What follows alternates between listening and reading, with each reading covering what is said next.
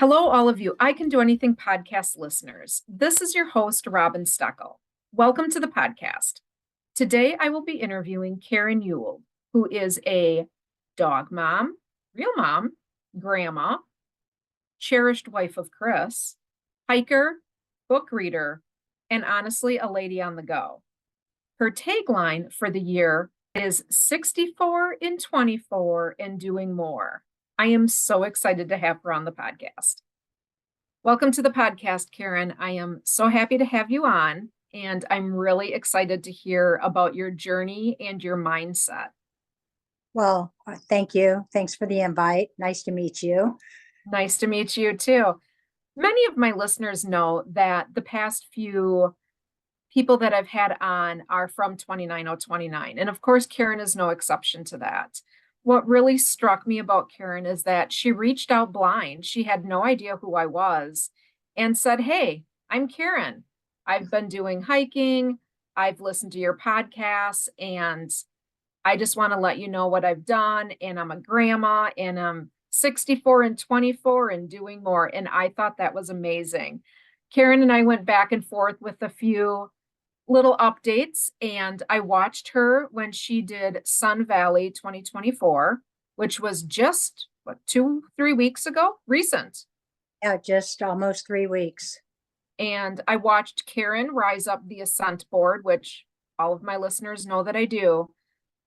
And then what really struck me is Karen's past history. And let's start there, Karen, with what got you into either running or hiking? Well, I enjoy the outdoors, obviously, and my hiking locally, I would say, is more trail walking. I live in Southern California and close to the beach, and so we're more sea level and not like what some people would probably get to experience in hiking. So I would call it more trail walking, and then trail walking kind of morphed into um, just being out with friends and groups of people, and then speed walking locally here, and then I had someone challenge me to run 6 miles in a week and said you could do anything from 1 mile a day. You could do all six in one time period. And I thought, oh, I'm not a runner. Everybody says that. I'm not a jogger. And I gave it a try. I ran the first mile, and I did it without stopping. And then I just ran a mile every day until I had done the 6 miles, and kind of decided that, hey, I like this running. And then I started jogging, running, and doing 4, 5, 6 miles a couple days a week. And then that's just kind of how it all started. Really a way to get out of the gym, going to the gym, and that mindset of always having to be at a class at a certain time. And with being outdoors and being able to do things outdoors, you basically are on your own time schedule. And I think it just alleviated a lot of that inner stress that a lot of us seem to put on ourselves. And I'm really, really trying to work on the whole balance of my life, and which has always been a problem for me. And just I feel like in the last few years I've kind of found something that just fits me, and I'm enjoying it. How old were you when you started the 1 mile, 6 mile challenge?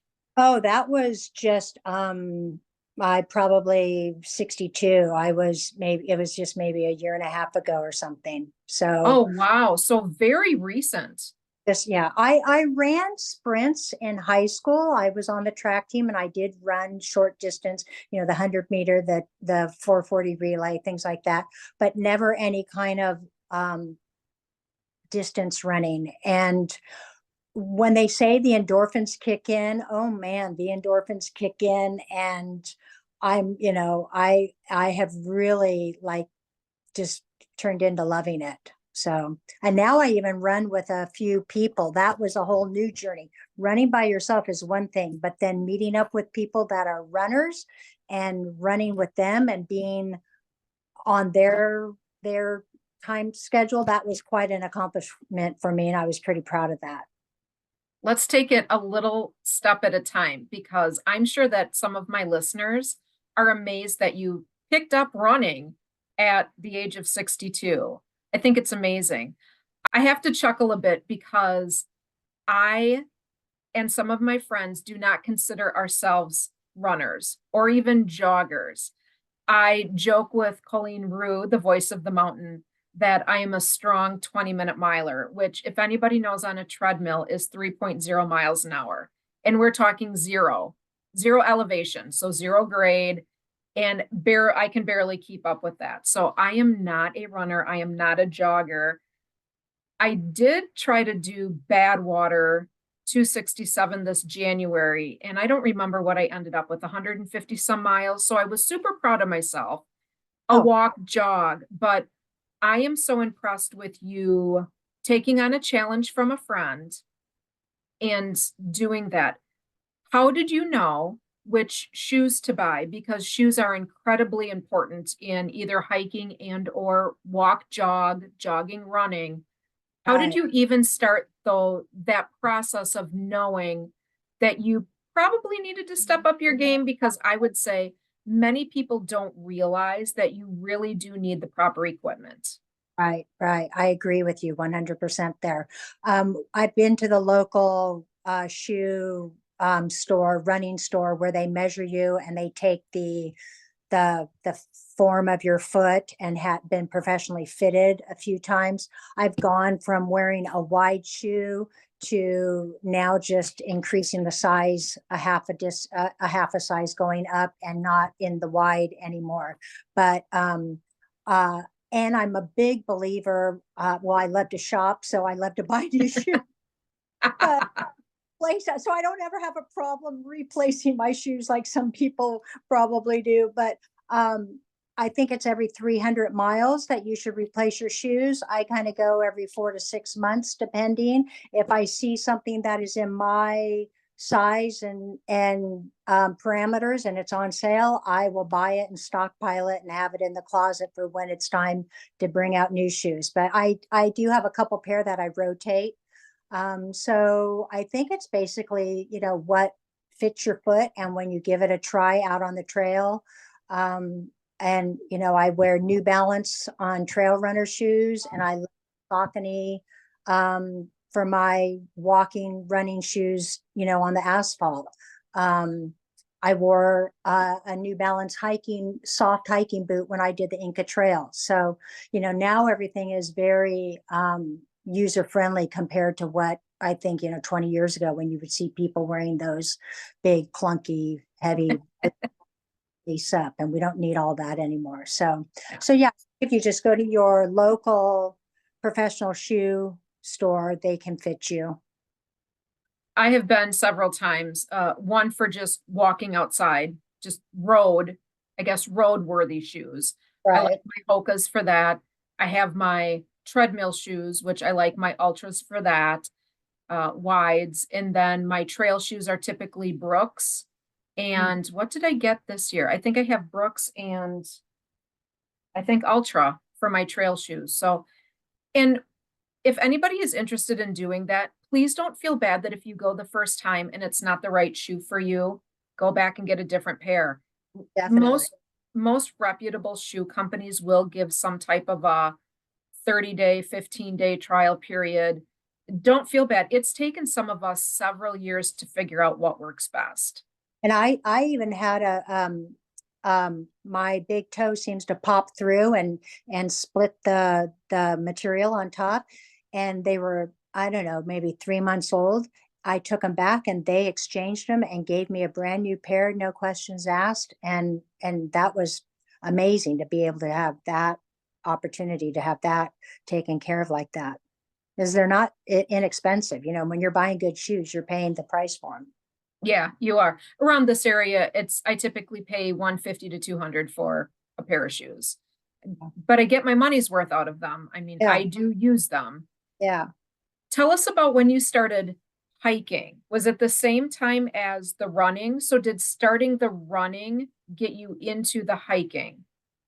Well, the hiking has always just been something to do um on the side for like a cardio workout if you're, if you were working, if I was working towards a goal or something, just to be able to get out of the gym and go and do something and maybe be with friends, chit chat, talk, and just have a whole different experience than, lifting weights in the gym or something. So it's always just been there in the background, and now that the gym has kind of faded away, the hiking, the walking, the running has taken more of a precedence, and a lot of hiking, climbing in the last 6 months.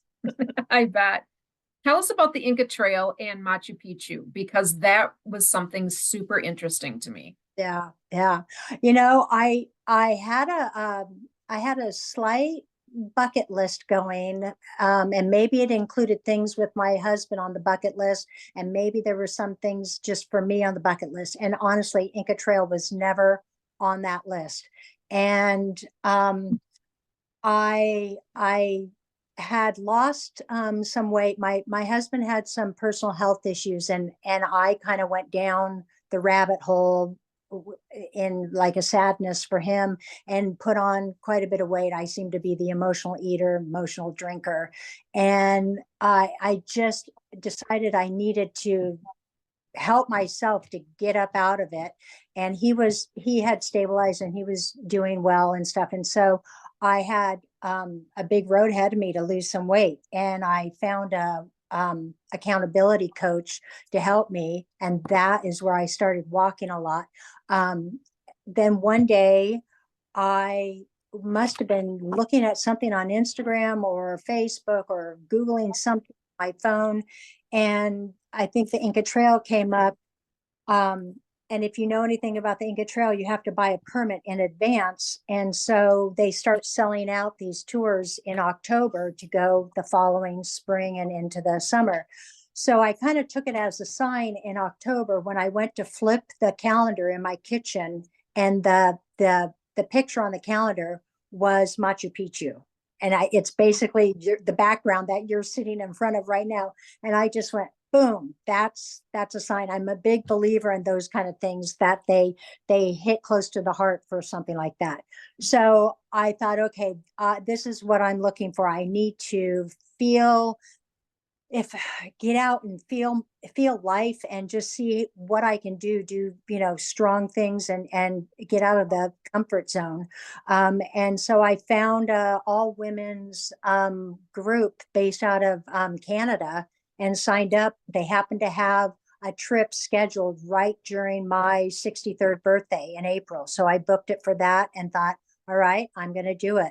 And it was an amazing experience with 8 women, half of us from the United States and the other half from Canada. And it was spiritual and physical and emotional, and it was everything that you could think of. And just to think that I got myself to Peru by myself, slept in a tent, had to use a porta potty, no shower for 5 days. We can do all kinds of things when we have to. And it was really an amazing experience. And I kind of say they're all things like their life experiences to give you stories to tell when you're at a cocktail party, so you have something to talk about. So that's now when I'm looking for travel opportunities, I'm always looking for something that has an adventure ness label to it. So that's my newfound thing that I'm working towards. When you signed up for the Inca Trail, number one, how far is it? How many miles approximately? Well, the tour was 8 days, but it was, a couple days ahead of time and a couple days after. So I think basically, going off of my memory, it was like 4 days of hiking, and it might only be like 24 miles, which doesn't sound like a lot over 4 days, but the altitude, the elevation and the altitude is no joke when they say altitude and elevation. And it was all climbing up the beautiful ancient cobblestone steps. And then, it went, all the up meant all the down too. So it was a lot on your knees. You have to have, good hips and legs and knees. You carry a day pack, which is anywhere from about maybe 20 to 25 pounds, and plus all your water. And then the porters carry everything else, which they're amazing. They're an inspiration. We had a couple women porters that were wearing the traditional costume and carrying all of our stuff, and they bring all of our food. It was my birthday on the first day of the first day of the hike, and they made me a birthday cake. I don't know how they did it, but they brought me this beautiful warm out of the oven. I don't know if it was an easy bake oven that they had, but it had fresh fruit on it, icing with my name engraved on it. And everybody said, "Oh, can we have a birthday every day?" It was so much fun to have this beautiful warm cake. It was, I think I cried. It was so emotional that these people were so humble and that they would make a cake for me and make me feel so special. It was the highlight of the trip, basically one of the highlights. But so that it wasn't on the bucket list, but it became a bucket list item, and I'm so thankful that I did it. And if anybody gets the opportunity, they should really do it. We had perfect weather, and when you final ascent on that last day, it was a perfect timing. I think we had it timed for like around at 2 o'clock in the afternoon, and we got there. It was peaceful and quiet, and we came through the sun gate. It was clear. I guess some days it can be overcast and foggy, and we had a clear, beautiful day. Not a lot of people. I think the morning is full of the tourist people that take the train, and we had the afternoon to us. It was magical. And then we got to come back in the afternoon, or I'm sorry, the next day, and spend a couple hours there and just learning the history. They are so proud of their country and their history. The Peruvian people and the Incas. It was quite charming to be with them and experience their pride of their country. You take that home with you, and think that we all need to have a little bit of that every day in our lives here. So, How did you face, number one, the elevation you mentioned? When you signed up for it, did they give you a training plan and did they talk about the elevation? Or at what point yeah. did you say, I'm really going to have to buckle down? This is a 4-day hike, 24 miles up and down. So we're not taking a gondola down. How are we? How did you mentally prepare from? It doesn't sound like you were on the couch. It sounded like you did have gym days. It sounded like you were a member of your gym, but Yeah. how I did you gear up for that? well, at the gym, I did the Stairmaster. The Stairmaster became my friend. I didn't train, there was no training program, not like what you get for 29029. So I did, time on my feet, running, walking, and the Stairmaster. I wasn't in as good a shape as I was for 29029, obviously, because I had a 20-week training program to follow. Um, but I was in good shape. And the altitude, some people showed up with altitude medication. I didn't go that route. They give you some kind of a tea to drink that helps with it. But I got there a couple days beforehand. I went to Cusco for maybe 2.5 days before the tour met up, and I was on my own there. And just to try and acclimate. But I mean, you just are out in the little village and you walk up a flight of stairs and you can feel it. You just have to go slow and drink lots of water, drink the tea. I did have some elevation patches that you can wear. I wore those pretty religiously through the whole trip. And I did okay with the altitude and the elevation. The second day is the hardest, most crazy day. And I was 62. I was the second oldest out of this group of these 8 women. And the second day is something called Dead Woman's Curve or Dead Woman's Mountain or something, and that can just tell you what it is. And that was really, really hard, and it took us 6 hours of climbing up and then 3 hours of downhill to get to our location. And I made a horrible mistake and ran out of water on the uphill part and had to rely on our guide to refill my water. And I just didn't want to carry extra weight. And I just thought I just beat myself up so bad for making that mistake of running out of water. But it was no easy feat. That night, it was not pretty. I lost my cookies in the bushes and just, I was wiped out physically and just had to get in my little tent and lay down and go to sleep. On day two, was there ever a time where you thought to yourself, I can't go any further? No, I that never happened. I was kind of in the middle of the pack of people, and the younger girls, I said, if you want to go ahead of me, go ahead. And they said, no, no, no, we're fine. We like your pace. And it's just kind of like 29029, 1 foot in front of the other. You just, if it took me 8 hours, it would have taken me 8 hours. It was just slow and steady. And I don't think I ever felt that I couldn't do it. I remember my heart, just beating more than what it should have been. And you just have to slow down. I didn't have the knowledge when I did that of heart rate and zone 2 and all that I have now from my training for 29029. At any point, did you think this is the craziest thing that I've ever done? Why did I sign up for this? Yeah, that's that second day.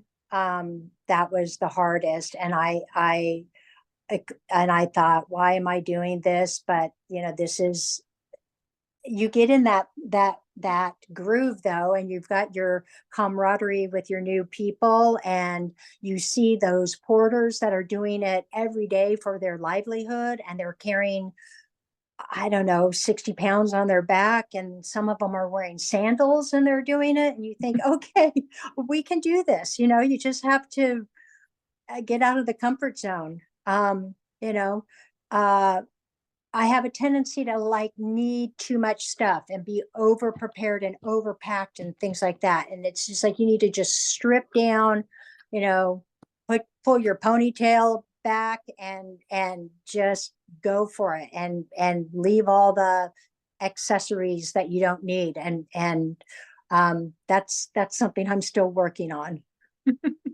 So your trip back must have been uneventful. After you spent the next day at Machu Picchu, you were able to, spend more time there and then truck back down.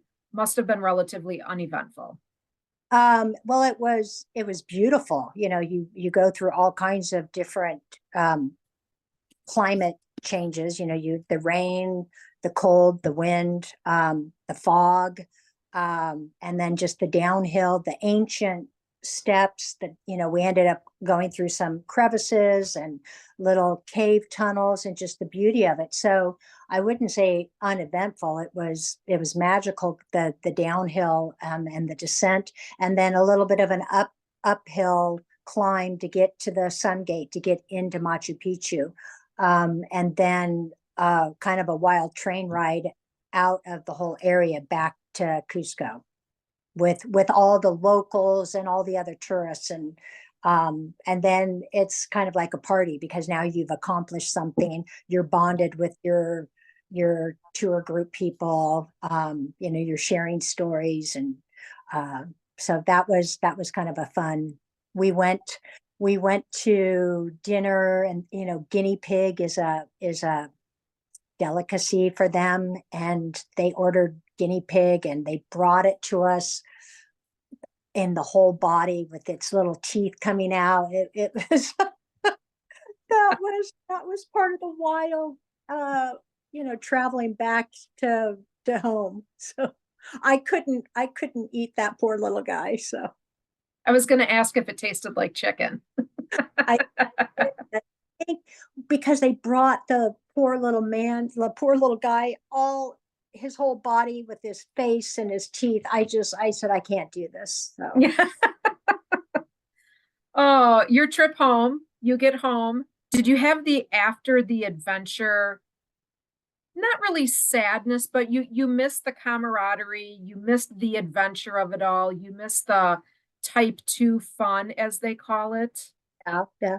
I think in the initial few days afterwards, you're talking about your trip, you're sharing photos with your family, you're meeting up with all your girlfriends to show them everything and tell them all about it and all the different personalities of the group that you were with. And so maybe not so much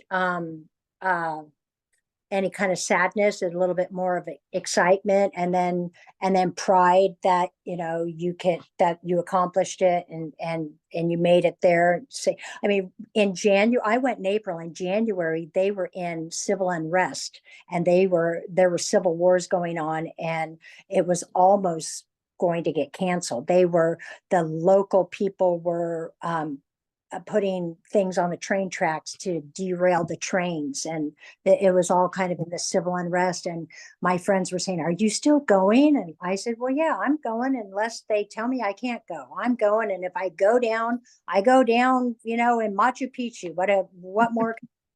So when I came home, it wasn't so much any sadness. It was just a little bit more of excitement. And then, you settle into your everyday life. Uh, and then I think I found a running retreat that I went to. So I don't think I had much time to to waste, because I did that in April of 2023. So in October of 2023, I went to British Columbia on an all women's running retreat. And I'm not a runner. And I signed up for this. It was a level 1. And I thought, okay, it's 5 miles a day. I can easily do that. And off I went for that. So I just keep morphing into all these new things. I don't have time to sit and be sad. What made you join a women's group going to Canada? Well, I had been enjoying the running. My endorphins were kicking in, and I thought, wow, I see, I had mentioned to you before, I don't want to just go somewhere and go look at museums and go shopping and go out to dinner. I want to like experience it and see it like how normal people would not be able to see it. So, Google is my best friend. I Googled uh, uh, women's running and trips, and this company in Colorado called Run Wild Retreats out in Colorado. They do trips all over the world, and this was in Tofino, British Columbia, on the island of Victoria. And my daughter-in-law is Canadian, and I knew that area because my son and her have been there, and I thought, oh, this is going to be beautiful. So I just researched it, and it was a level 1, and I thought, okay, I can do level 1, and I booked it, and off I went. What is Another level, what's another level 1? Pardon me. What's level 1? Oh, the company has their tours based on levels to give you an idea of what the mileage is, so you kind of know where to base yourself on what you don't want to get yourself into something that you can't finish when you've got a group of people that are running at certain distances. So level 1 was 5 to 6 miles a day, on and off. We stop for snacks, take pictures. It was trail running. We had an afternoon where we went whale watching. It was another magical trip in Tofino, British Columbia. Is I living in Southern California, I don't get to see all of this. So I just was expecting the little gnome to come out. So and I met some amazing people. And one lady happened to her daughter lives a half a mile from me, and she lives in Northern California, and I'm in Southern California, and her daughter lives a half a mile away from me. And now she's down here, my new friend, and we run into each other and we see each other.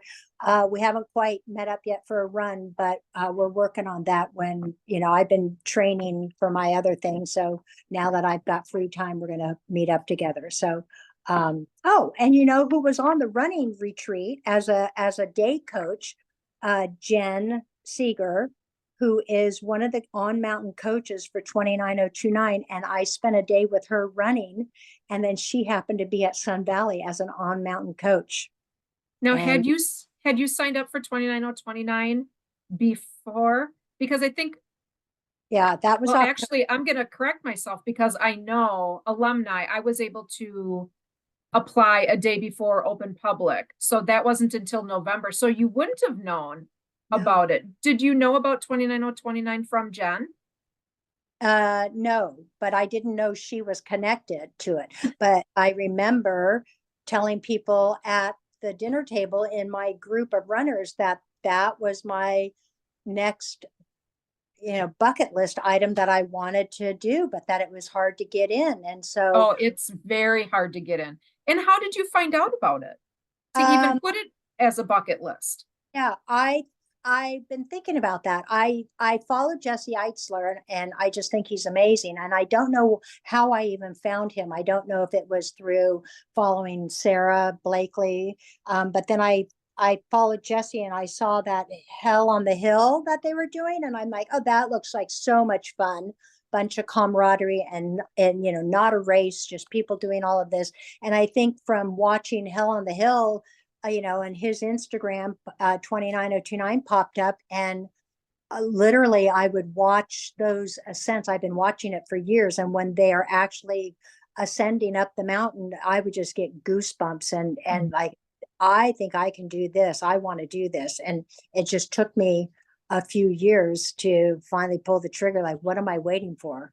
I'm either going to do it or not. So And then November 1st comes around and you're on at, well, it was noon Eastern, 11 Central. I blocked my calendar that day from work that this half an hour block because I'm ready to hit the button at 12 or 11 on the button to get in. But I had the ability to sign up a day before, but still Whistler sold out. I'm going to Whistler in August and that sold out pretty quickly on public day. But you must have been able to get in. You must have signed up for Sun Valley relatively soon after because all the events sold out within honestly minutes. oh yeah, yeah. I worked the system. I reached out to people on Instagram that were alumni and Ah, and asked if I could tag on with them in their alumni. And I ended up finding a very nice lady that said yes, and so I did get in the day before with the alumni. okay. So I was bound and determined to do it this year. And then I got the mountain that I wanted. And then I found out that Jen was going to be there. And it just felt like it was all aligning. My Mhm. next door neighbors here in Southern California have a condo in Ketchum, and I thought there's an opportunity for them to be there when I was going to be there. And it all turned out that they, yes, took a trip to go there. And I had some other neighbor people, friends that flew up there for the whole weekend. So it was kind of meant to be to happen that week, that mountain. So The 20-week training plan, you were faithful to the 20-week training plan. yes, I would say I was 90% consistent. Yeah. Um, yeah, and Instagram is a great place to meet people, and I've reached out to some alumni and had some tips from them of what to do going forward. And one great tip was tell everybody you're doing this, and that will hold you accountable while you're training, because you don't want to let people down that are going to be asking you, how did you do? So that played a big factor. And Yeah. I also have the um, luxury that I don't work anymore. I don't have to go to work, and I don't have little children that I'm raising. But then on the other end, I am 64 training for this and hoping that my body doesn't break down. So, Hmm. Hmm. but it was, I think I was lucky that I had the time to put into it, because it takes a lot of time. Yeah. Talking about telling people about it, I do talk about 29029 quite frequently. My goal, though, is not to finish. So they are starting to talk a lot more about people who are going to the mountain to do one ascent. My goal at Stratton in 22 was one ascent. I did end up with five, injured myself, and then I was done. But 29029 is really starting to understand it's the journey, not necessarily the red hat. And I think that is remarkable. I think it's fantastic for people to hear that. My journey for 29029 is I am working with Coach Derek Toshner, and he will be with me at Whistler as an on mountain coach, doing his plan, doing his program. And my goal is to get three ascents out of eight. Whistler is eight. And the Mhm. three ascents really is more elevation than I got at Stratton. And then also to stay on the mountain. So I don't want to go back to the hotel room. I don't want to waste time. I want to do as well as I can. I have to go very, very slow because of my heart rate. So a high heart rate is the kiss of death on any 29029 event. Yep. So really for me, it's not necessarily about when people ask me, how did you do? Or did you get the red hat? It's like, Yep. that wasn't my goal to begin with, but I did do the training that was set out for me. And I did accomplish my on mountain goals. And those are things that I look forward to. Right. At any point on the mountain, for people who have not done this event, it is considered one of the hardest ultra endurance events in the world. It's also 36 hours and it's you against you. It is not a race. People quite frequently talk about, I can't wait to do this race. I can't wait to do this race. It's not a race, it's a challenge, it's Correct. an event.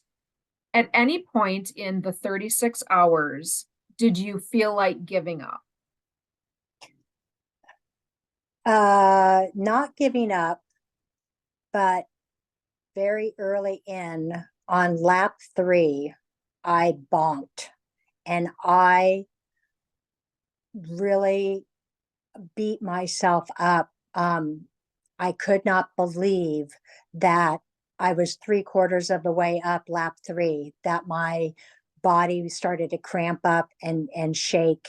And I know they say to do your first few laps slow, and I thought my first two were slow. They were good time wise, and I felt okay. But I thought I was going slow enough, but obviously I wasn't, because lap 3 was bad. But the community, they talk about the community, and that Mhm. community rallied around me on the mountain. And one girl, I haven't reached out to her, but it's on my list of follow up with her. Her name was Paige, and she stood behind me because I started to cramp up in my right leg and my right arm, only on I'm sorry, my left leg and my left arm. And I didn't have any energy. I lost all my energy, and I got in my head, what are you doing? Why are you here? How is this happening? You're only on lap 3 and you're already falling apart. She stood behind me and she said, it's okay, Karen. We're going to get you up the mountain. We're right here, one step at a time. We're just going to go slow, and we're going to stay right here with you. It was her and another guy that I think she was hiking with. And then I finally had to take a break, and I turned around and I said, does anybody have any carbs? And you know how you carry those little gel packets. Yep. And I think it was the guy that she was with handed me his pack of carbs, and I sucked that down. They stayed with me. They talked me up that last little part, and they got me up there at the top of the wall. And Then the medic came over and checked on me, got me some electrolytes, and I sat there and kind of recuperated.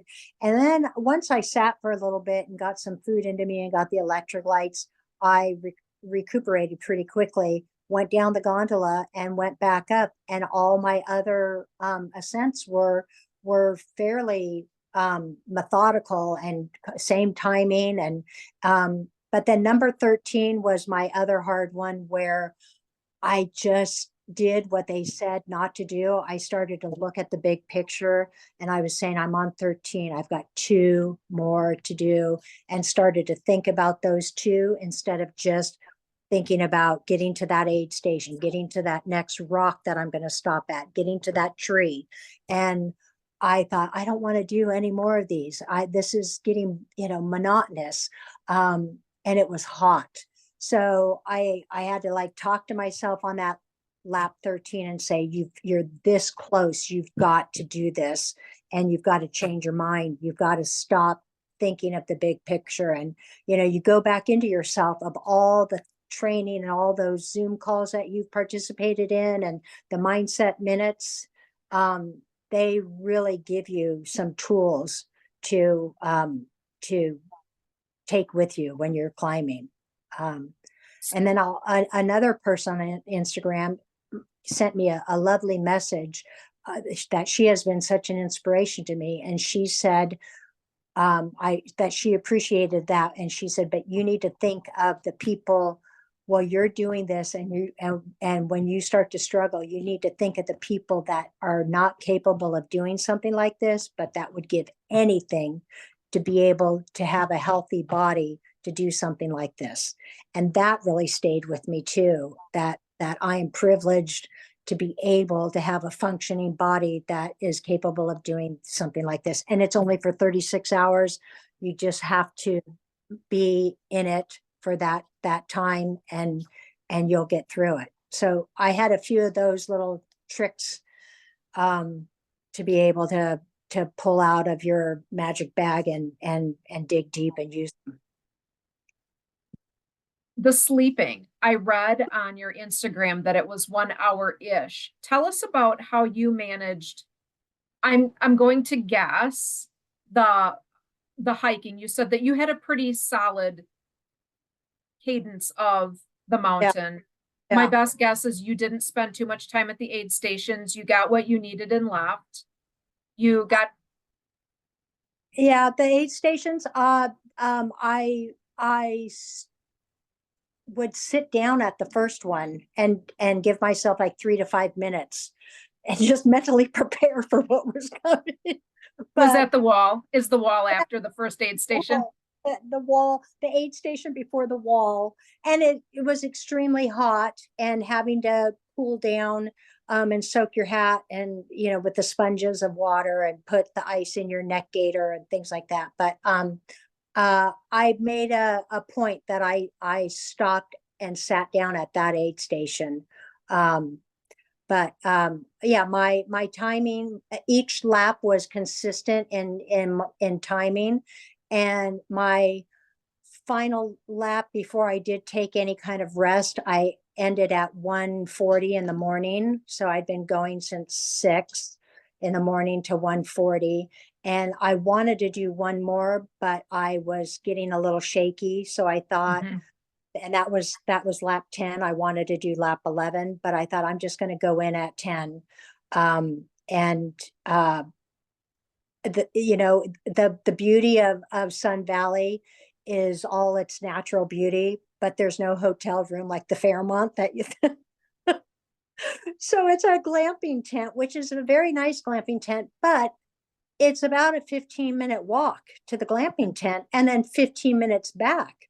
So that's a half an hour right there. And then the time so I never went back to my tent. I went in, they were passing out some blankets on the gondola, and I took one of the blankets and went into the lodge, and there were bodies all over the place. People were making all kinds of beds in little corners and stuff. And I found a little corner by the fireplace and laid my face down on the carpet. And, at that point, 2 o'clock in the morning, You don't care. you don't care. and Mhm. just thought, okay, I don't know what's in the carpet, but I'm just going to lay down. And my legs were throbbing by then. I did, and so I couldn't sleep very well. So that's why I say 1-ish hour that I laid there, tossed and turned, went to the recovery room, put the leg boots on, had one of the therapists rub me out a little bit, went back, laid down on my little, bed spot that I'd made, and tossed and turned with my legs. They weren't cramping, they just were throbbing. Mhm. um, and so finally then I just thought, I'm going to just get up, clean out my backpack, get out all the trash and junk, and get my clean clothes ready for the morning, and ate a little something for breakfast, and then I headed back out soon after that, and just thought, well, I'll get one under my belt before the sun comes up, and that's what I did. So then I was in a good position because I had 11 done as the sun was coming up. And I knew then I was pretty, if unless there was some unforeseen accident, that I felt good, that I was pretty confident that I was going to be able to finish it. Um, and I felt so good, and I think you're on a high. So I wasn't like tired, like you normally feel tired. So um, I, it's all kind of a blur too. I just went back out, and off I went. I had the same experience at Stratton. Because I had injured myself, I did go to recovery. Coach Brent said, you need to go to recovery. They need to work on you. Did that. And then I thought, I'm wide awake. It's 3 o'clock in the morning. And you don't expect that. I am a great sleeper. I've never had trouble sleeping. Did end up going back at Stratton, we stayed at the lot at a lodge, but Okay. you had to get shuttled down there because that too would have been a 15-minute walk. Got shuttled down, showered, got into bed, and honestly, you toss and turn. And I thought, this is ridiculous. I'm going to go have breakfast and then I'm going to cheer people on for the rest of Saturday. Knowing that when I'm at Whistler, I plan to do the exact same thing. I know you're not supposed to stay in the lodge or in the recovery lounge, but everybody does it, or the majority of people do it because it does take too much time to get back to your hotel or your glamping tent. And I do plan on doing that. And knowing what I know now, that when you've been hiking for that long, regardless of how slow you go or how fast you go, you are not going to get a good night's sleep because subconsciously, you know that you still have until 6 p.m. that day to finish. Yeah. And knowing that, for me, I think that's going to be one of my mindset tricks to say, you could go to sleep for 2 or 3 hours, but you know it's not going to be restful. So take a little cat nap here, a little cat nap there, and just keep just one foot in front of the other. I find it very interesting that you talked yourself out of the mind tricks that you had, your mind saying, I don't know that I'm going to make it. I don't know if this is the right thing. And then you talked yourself out of it. I find that very interesting. Well, you know, I kind of had a idea that this was my one time. I know a lot of people are repeat climbers, and I never really thought of myself doing it more than once. And so it was kind of like, this is your one shot to do it. I went into it feeling very healthy and following the training program. Um, so I was hoping that it would all stay together. Um, uh, it is an amazing community of people to share that experience with, and everybody, I love wearing the vest with your name on it, and everybody uses your name, and you feel so welcomed and loved by everybody by using your name. And then I felt like that. So I really worked at trying to do the same thing to other people, because that really motivated me. When some young guy would come by and use my name and tell me what a great job I was doing as he passed me, it the, the whole thing about the community is very, very important. And it is true what they say about it. Yeah, the community is amazing. I absolutely love it. Yeah. Is Yeah. hiking on your list going forward? Will you continue to do your day hikes or any day adventures? Yeah, I think so. Just because I like the aspect of being out in nature, and it's a good cardio workout doing something on my own or being able to do it with friends. The only drawback of where I live around here, not a lot of dogs are allowed on trails. A lot of trails are no dogs. Maybe some of them are dogs on leashes. So that's a bit of a drawback because I love walking my dog, and she's a big part of my daily movement outside. But you know, you just have to make adjustments. But definitely, right now it feels more like the a trail running adventures are rolling around in my mind. You know, something like that. More like that than just hiking. Um, but you know, we'll see. We'll see where Google takes me. Do you have anything now that's planned or what's on your bucket list? Um, well, right that there's a few running retreats that I have my eye on. One is in Ireland and one is in Vietnam. And they both sound amazing. The trip leader that I did with in British Columbia might be doing one of those. And those aren't until next year that I would be thinking of. So those are kind of rolling around in my mind. I love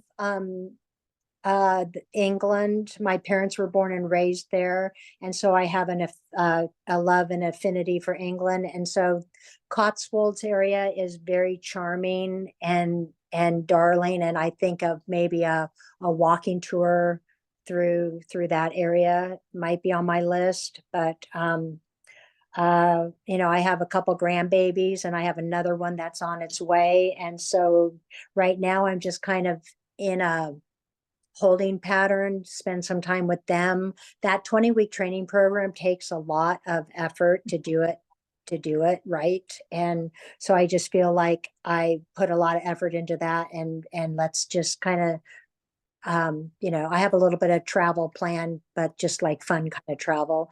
So nothing set, but I'm always looking. So if you have any ideas, let me know.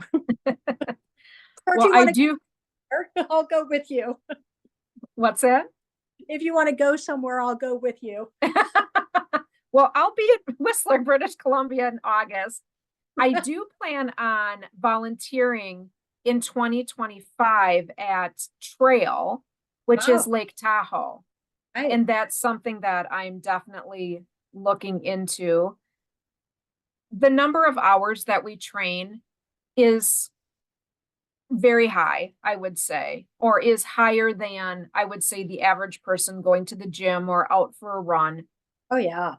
When I am on my rest day, I do think, oh, this is what it's like to have a normal life and not be in training. And I do like to read. And I did notice that you too are a reader and you saw an author on one of your hikes. Oh, So right. tell us how that happened. Oh, right. So in 2019, I did a backroads trip, multi adventure backroads trip with my sister-in-law, Linda. We went through, it was in Switzerland, and we hiked and rode bikes and kayaked. And one of the guests on the tour group was Teresa Fowler. She wrote the book Zelda. Um, and Zelda, I believe, got made into a series on maybe Prime Video. Um, And everybody was kind of whispering, oh, she's, a world renowned author, and la, la, la. And I just, we were all just having dinner, and I reached out and talked to her. And now we're Instagram friends. And I've got a few of her books that she's written. And that was kind of like a celebrity sighting, I guess, but she was right there with us. And we hiked together, we rode bikes together, and she was with her husband, and I was with my sister-in-law. We had a great time. So that was an interesting, just to meet up with her that way. You definitely have had several different adventures. Seem like you are always on the go. If any of my listeners are interested in hooking up with you, can they get you on Instagram? Oh, yes. My Instagram is not private, and my handle is KKYCDM. All So you can, right. I think a lot of our listeners would like to follow you and all of your adventures because every time I say something else, you have another adventure that you've done. And I can't wait to find out what you do in 2025. that's right. My hashtag 64 and 24 and doing more. Well, on the mountain, I was talking to some young man on one of the climbs, and I told him what my hashtag was, and he said, "Well, I just thought of a new one for you." And it was something like 65 and 25 and living high. Very cute. Oh, adorable. Karen, thank you very much for coming on the podcast. Thank you. It was a pleasure chatting with you, and I enjoyed it very much. Thank you. To all of my listeners, stay awesome and keep reaching for your anything.